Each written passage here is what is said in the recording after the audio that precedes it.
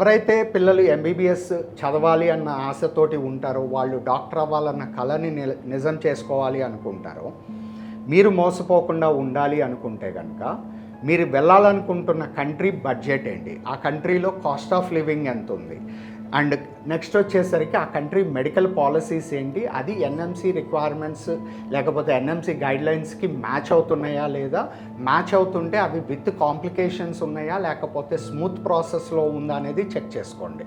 దీంతో పాటుగా మీరు వెళ్తున్న కన్సల్టెన్సీ సపోర్ట్ సిస్టమ్ ఆ కంట్రీలో ఎలా ఉంది, పిల్లలతో పాటు ట్రావెల్ అవుతారా, వీళ్ళు 6 years పాటు మన పిల్లల్ని అక్కడ చూసుకుంటారా లేదా అనేది కూడా చెక్ చేసుకోండి.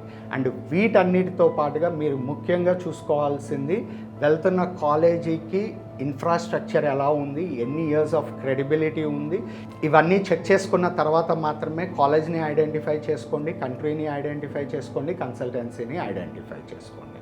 సో దట్ మీరు మీ పిల్లల మీద పెట్టుకున్న హోప్స్ కావచ్చు, వాళ్ళు కెరియర్ మీద పెట్టుకున్న కళలు కావచ్చు, అవన్నీ సాకారం అవుతాయి, మీరందరూ హ్యాపీగా ఉంటారు.